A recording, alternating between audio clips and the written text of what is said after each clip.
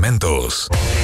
Muy bien, pues 7:33. Está con nosotros Nicolás Freire, director del Observatorio Política y Redes Sociales de la Universidad Central. Nicolás, buen día, ¿cómo estás? Hola, Francisco, buen día. Bueno, sí, uno lee política y sabe de qué va a hablar, ¿o no? ¿Cómo, perdón? Uno lee política, te digo, y sabe de qué vamos a hablar. Claro, efectivamente. Oye, ¿qué te pareció el proceso en general de ayer? Yo leía, por ejemplo, ahí algunas repercusiones sobre la cantidad de votantes. Guillermo Tellier, por ejemplo, decía, hay 400.000 votos con los que no contábamos. Si los políticos todavía no saben leer bien a la ciudadanía. Mira, yo creo que no es solo una cuestión de los políticos, yo aquí también desde la academia haría incluso un poco de autocrítica y un llamado al gremio de los cientistas políticos, de los politólogos y de los analistas políticos a un poco volver a los cuarteles y tratar de tener las herramientas para leer de mejor manera, porque si sumamos estas dos elecciones, primera vuelta y segunda vuelta, nos damos cuenta de que hubo muchas cosas que no fuimos capaces de prever, no fuimos capaces de, digamos, analizar el comportamiento ciudadano. Por lo tanto, aquí voy a ser más solidario, no es solo una cuestión de los políticos, es una cuestión generalizada, y eso tiene que ver principalmente con el hecho de que la ciudadanía o los modos sociales, el modo en que la sociedad hoy día participa es distinto, es diferente a cómo lo podía hacer hace 10, 15 años atrás. No es solo una cuestión de voto voluntario o voto obligatorio, Ahora, Nicolás, cuando uno ve el nivel de participación de ayer, ¿puede llegar a creer que derechamente la gente se está interesando en esto?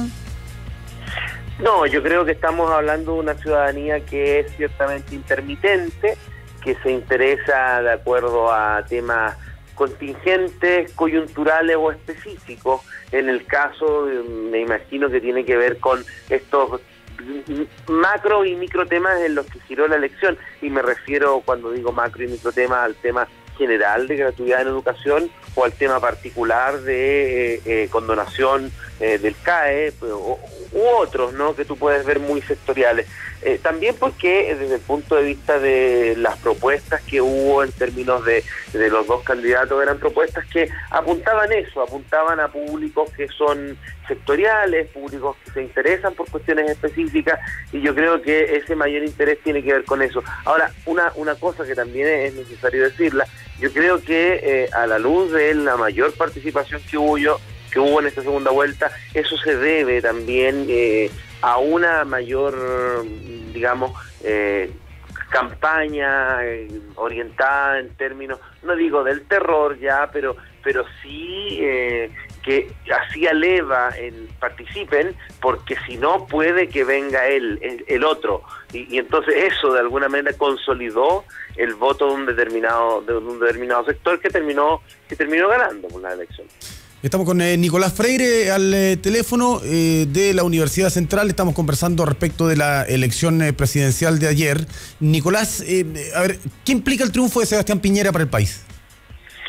Implica, primero que todo, que hay una nueva lectura, y Sebastián Piñera gana con una cantidad de votos mayor a la que, primero, una cantidad de votos mayor a lo que obtuvo en primera vuelta, pero segundo, una cantidad de votos mayor a lo que fue en su primer periodo. Por lo tanto, hay una confirmación, hay una movilización ciudadana o electoral que está diciendo sí queremos, digamos, seguir por la senda que indica Sebastián Piñera, que era una senda distinta de matizar un poco las reformas que había estado implementando la presidenta Bachelet, y por lo tanto en ese sentido hay una especie de giro. No es un giro radical, esto de ninguna manera se va a tratar en la construcción de un país completamente distinto, es una moderación de las mismas reformas que venía, pero implica al mismo tiempo una serie de desafíos dentro del mismo sector. ¿Por qué? Porque bueno, quedan en evidencia un poco las distintas miradas con las que Sebastián Piñera construye su campaña y que le permiten obviamente llegar a ganar esta elección. Me refiero en particular a las miradas que incluye en sus propuestas, o que terminó por incluir en sus propuestas, y que dicen relación con una tendencia, digamos, más cercana a lo que es José Antonio Kast, una tendencia más cercana ahora a lo que es Manuel José Sandón. Me refiero en particular a la gratuidad en educación. Pero también una derecha con dos almas en ese sentido, sobre todo en los temas valóricos, o sea, tan conservadora como puede ser en este caso José Antonio Kast, pero también tan liberal como puede ser el caso de Felipe Kast. Entonces, hay un desafío que no es solo con respecto a las otras fuerzas presentes en el Parlamento. Recordemos que en el Parlamento tampoco tienen una mayoría, van a tener que llegar a consensos importantes, sino que también a unas diferencias internas del propio sector. Yo creo que eso lo comprende muy bien el presidente electo y lo matiza o lo lleva finalmente al discurso, porque es un discurso que agrega, es un discurso que llama a la unidad, llama a los grandes acuerdos, primero porque sabe, ¿no?, y muy inteligentemente, que a eso estará obligado en los próximos años, pero también porque la gran diferencia en términos de votos, ¿no?, ya más de un 10% ya con respecto a Alejandro Guillé, hace necesario una mayor disponibilidad, justamente para no encandecer un poquito los ánimos, ¿no?, de tanto de los vencidos como de los vencedores. En ese sentido, Nicolás, uno escuchaba ayer, por ejemplo, reacciones de Guido Girardi hablando de que habían triunfado quienes querían las grandes reformas. Era como un análisis como medio marciano en realidad. Era bien extraño escuchar a alguien que había sido derrotado recién con una diferencia bien grande de votos seguir hablando de que era mayoría. Mira, tiene, yo creo, una repercusión el hecho de que Alejandro Guillé, en su discurso, donde él también muy inteligentemente comprende que hay que salir rápidamente a dar un discurso porque la victoria de Sebastián Piñera es digamos, monumental. Esos 10 puntos, repito, son demasiado amplios. Ese discurso es bastante crítico, justamente con respecto a su propio sector. Un sector que además en el término visual no estaba ahí. Es decir, hoy día tú vas a encontrar muchos personajes de la nueva mayoría o quizás ex nueva mayoría que se van a estar refiriendo, van a estar tratando de explicar la derrota, pero no estaban el día de ayer. Estaba solo Guillermo.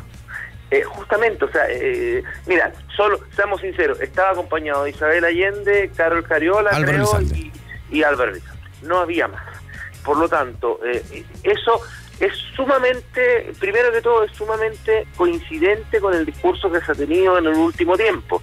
¿Cuál es este discurso? Primero, que Guillé era un candidato independiente, y segundo, también agreguémoslo, que nunca la nueva mayoría, y hablo de la nueva mayoría en términos de los partidos y los políticos que integran la nueva mayoría, estuvo muy cómoda con el hecho de que fuera Guillé el candidato. Siempre hubo un cierto, no digo rechazo, pero no era cómodo, ¿no? Tanto es así que fueron varios los políticos en general que emitían declaraciones, que emitían entrevistas en las cuales criticaban abiertamente al candidato. El caso de Guido Girardi es uno de ellos, así como también lo fue, por ejemplo, Ricardo Lagos Weber, así como lo fueron otros distintos personajes dentro, ¿no?, del mismo sector. Mira, es tan evidente que la misma candidatura de Carolina Goich explica cuán incómodo para la que entonces era la nueva mayoría era la presencia de Alejandro Guillé. Pero eso no quedó solamente en una ausencia, sino que además quedó en una falta de compromiso. Y entonces, también cuando yo digo, hablemos de las autocríticas, yo creo que en la derrota de Guillé, mira qué autocrítico, partí diciéndote hay que hacer una autocrítica desde la academia y desde los distintos sectores que analizan. Ahora, para explicar la derrota de Guillé, hay que hacer otras dos autocríticas. La primera es por parte de los actores políticos, ¿no?, los presidentes de partidos. Sería muy bueno escucharlos hablar. Mira, estas cosas siempre se olvidan, entonces ahora es bueno recordarlo, es decir, bueno, hay presidentes de partido, ¿no?, como el presidente del PPD, justamente ya que estamos citando a Guido Girardi, que dijeron, bien, la gran debacle del partido no es conveniente explicarla antes, la vamos a explicar después de del término de la campaña presidencial. Bueno, terminó la campaña presidencial. Llegó el momento de que hagan, llegó el momento de que hagan autocrítica, y es bueno que estemos ahí a recordárselo. Estamos con Perdón, Nicolás, estamos con Nicolás Freire, director del Observatorio de Política de la Universidad Central. Nicolás, a ver, el Frente Amplio, que aparece hoy con 20 diputados, con una votación en la primera vuelta, al menos, de su candidata, de un poquito más del 20%, parece que no traspasó todo lo que uno esperaba, digamos, ¿no? Bueno, y esa era la segunda autocrítica, era justamente a donde apuntaba. Yo te decía, hay una primera que lo tienen que hacer los líderes de la nueva mayoría, y una segunda autocrítica la tiene que hacer el Frente Amplio, porque hoy día también el Frente Amplio no logró su cometido, ya no en términos... El Frente Amplio no tiene que salir a explicar por qué no ganó Guillé, obviamente, pero en el discurso mismo del Frente Amplio, voy a usar sus mismas frases, tienen que salir a explicar por qué ganó Piñera. Entonces, y el por qué ganó Piñera, yo creo que la cuestión más fácil para el Frente Amplio, y que tienen razón, hay que decirlo, es que fue muy tímida o fue muy tardío el acercamiento por parte de la nueva mayoría, en el sentido de que nunca quedó claro el tema del CAE, no hubo un acercamiento directo con respecto a temas como no más AFP, etcétera. Y ahí, bien, muy bien, pero hay una segunda parte, que también nunca fue muy decidido, siempre fue muy tímido el apoyo de los líderes, ¿cierto? Entonces, salir en el último momento con un comunicado diciendo yo voto porque, explicándolo además con unas volteretas tremendas, me estoy refiriendo al comunicado de Giorgio Jackson o al de Gabriel Boric, etcétera, también ahí demuestra cómo el Frente Amplio no fue capaz de hacer una buena lectura y de comprender que había que movilizarse, porque es cierto que la ciudadanía se mueve por sí sola, no es necesario llevarlas como ovejas, pero también es cierto que el Frente Amplio se mueve gracias a no solo públicos específicos, el público del CAE, las audiencias del CAE, las audiencias de No Más AFP, sino que también por liderazgos. ¿Y no eso quedó claro en la disputa Jackson Mayor? ¿Y no será que el Frente Amplio es más chico de lo que uno pensaba? Bueno, también, el Frente Amplio yo creo que institucionalmente no es lo que Beatriz Sánchez obtiene, tanto es así que en términos de votos, ¿no? Uno ve que Beatriz Sánchez obtiene más. El Frente Amplio yo creo que está compuesto por distintas audiencias, que era un poco la idea que estaba tratando de articular recién, y que tiene que ver con audiencias sectoriales y coyunturales, o sea, se mueve, hay un público que se mueve por No Más AFP y se mueve solo por No Más AFP. Hay otro público que se mueve por el CAE, y así tú vas a encontrar por distintos sectores. Ciertamente el Frente Amplio pareciera ser menos o más pequeño de lo que nosotros imaginamos, pero también ciertamente el Frente Amplio pareciera ser menos maduro de lo que nosotros pensábamos.